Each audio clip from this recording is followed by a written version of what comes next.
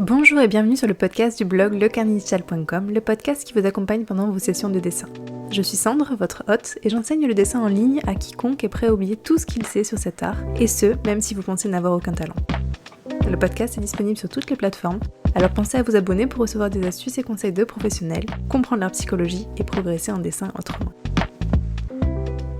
C'est grave de décalquer? Non, à mon sens, c'est pas grave de décalquer, tout dépend de quel est ton objectif avec cette illustration. Est-ce que ton objectif c'est de t'améliorer en dessin ou est-ce que c'est de vendre ton illustration? D'un côté, moi j'ai tendance à dire que de base, décalquer ça rend rarement bien parce que la réalité est toujours un peu plus ennuyeuse que la vraie vie.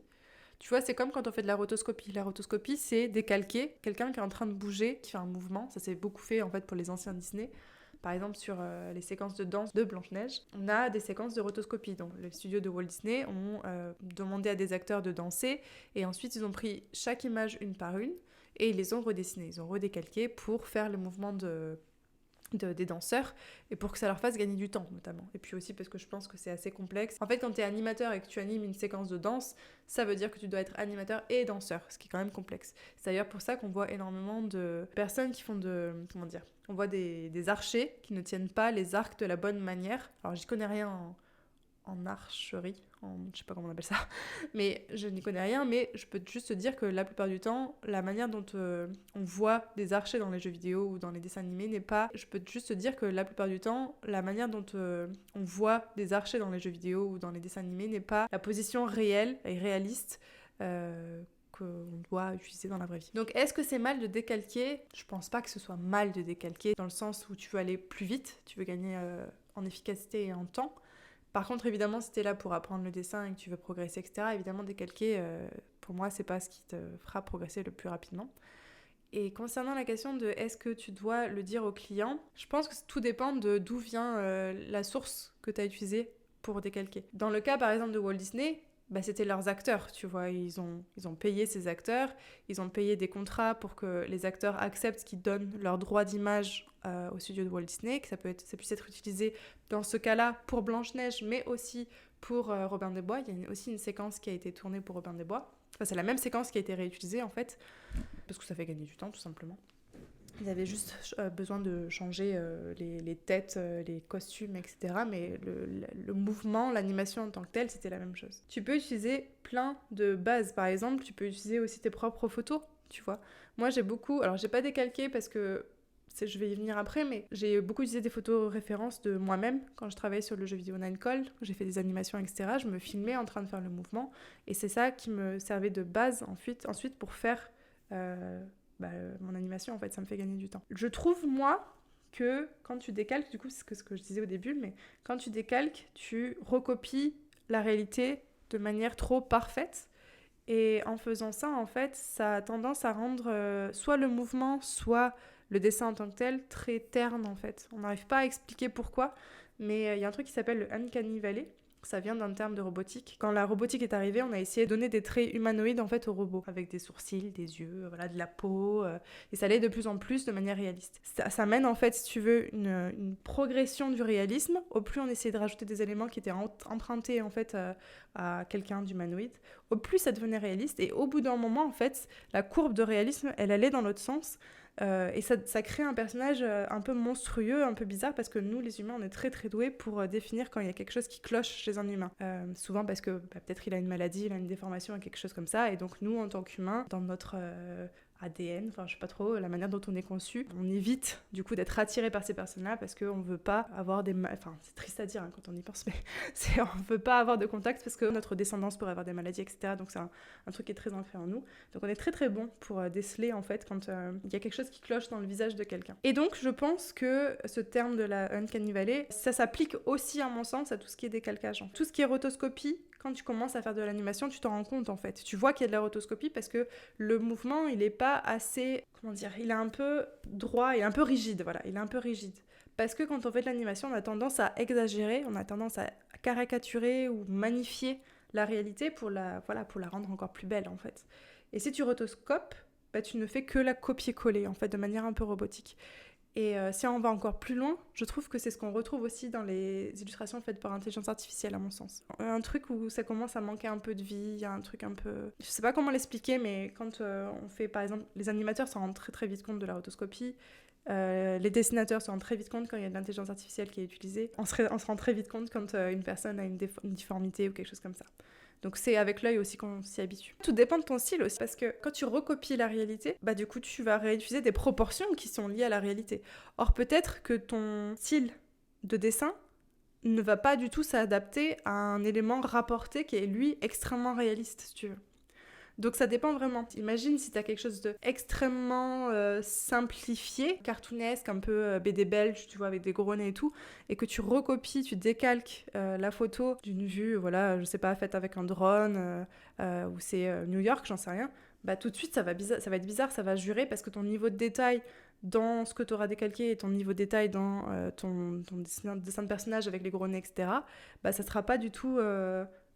égal en fait, équivalent. Simplement, j'aurais tendance à éviter parce que c'est aussi bien pour toi de travailler ce truc-là, de pas décalquer, et du coup en travaillant sur ce truc-là, ça va te faire progresser pour une prochaine illustration, et qui sait, tu vas peut-être trouver un style graphique qui sera intéressant pour une prochaine illustration. Je trouve que c'est intéressant quand un artiste devient un peu paresseux et essaie de trouver des codes graphiques qui lui permettent de raconter autant tout en enlevant des détails, tu vois, en faisant un peu moins. Donc ça peut être intéressant pour toi de ne pas mettre ces détails-là. Faut pas voir le décalcage comme quelque chose de totalement négatif. Je pense que même tu peux apprendre des choses en décalquant. Simplement, je pense que ça dépend tellement de la personne. Je pense que toi, tu le sais en fait, tu t'en rends bien compte si décalquer c'est important pour toi, ça t'aide et ça rend bien aussi ou pas en fait. Donc c'est quelque chose d'assez personnel qui est très très relatif au style. Mais dans tous les cas, la question de est-ce que tu devrais décalquer quand tu apprends le dessin, non. Clairement, non. Ça va au contraire t'apporter pour moi plus de problématiques que tu vas retrouver dans le futur de ta progression, plusieurs semaines, mois, années plus tard. Des mauvaises habitudes en fait que tu vas prendre à cause de ça. Tu n'utilises pas du tout les mêmes muscles. C'est comme si tu jouais aux jeux vidéo en utilisant un cheat code, tu vois. Bah tu peux utiliser le cheat code et tu peux t'amuser à utiliser le cheat code, mais tu peux pas aller faire une compétition de e-sport en cheatant en fait, parce que bah c'est pas juste par rapport aux autres. Peut-être pas la meilleure des métaphores, mais bon. Franchement c'est dur pour moi de dire, donc c'est là que je fais ma pub. Le mieux, c'est que tu prennes un cours avec moi. Ah, j'aime pas faire ça, c'est horrible.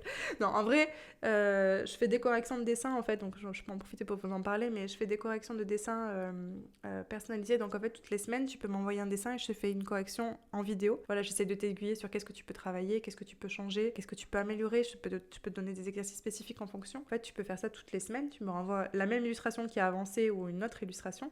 Et moi, je te la corrige. Et je vous mets le lien dans la description. C'est les professionnels, en fait, qui ont besoin de ce genre de choses parce que ils améliorent leurs propres illustrations et donc ils peuvent aussi augmenter leurs tarifs s'ils le souhaitent, etc. etc. C'est du backseat. Exactement, c'est du backseat. On peut dire que ce live est sponsorisé par moi-même. Voilà. Du coup, est-ce que c'est du plagiat ? En fait, je pense que ça dépend de la référence que tu utilises. Donc évidemment, il faut toujours mieux utiliser une référence photographique que toi-même tu as créée, donc qui est basée sur ta propre photo que tu as prise, et encore mieux de ta pose à toi ou de toi. Par exemple, la question de si tu prends en photo un bâtiment et que tu décalques le bâtiment, est-ce que c'est un problème ou pas ? Ben, on pourrait se dire non, c'est pas un problème. Eh ben pourtant, ça peut être un problème. Quand j'ai travaillé sur Nightcall, donc Nightcall qui est un jeu vidéo qui se passe à Paris, on a énormément de représentations du coup de la ville de Paris. Donc quand j'ai bossé sur Nightcall, on voulait évidemment représenter à un moment donné la Tour Eiffel, parce que c'est quand même à Paris que ça se passe. Eh ben, on pouvait représenter la Tour Eiffel, mais on n'avait pas le droit de représenter la Tour Eiffel en train de scintiller, parce que les scintillements de la Tour Eiffel sont sous copyright en fait. Ils appartiennent à... Ouais, bref, je suis pas trop détenteur ou je sais pas quoi, bref. Donc en fait, pendant tout le jeu, on avait le droit de représenter la Tour Eiffel, même si les droits, j'imagine, appartiennent aux descendants de Eiffel, mais la luminosité, enfin vous savez, elle s'éclaire, je crois, toutes les heures, ça, c'était interdit de le montrer en cinématique.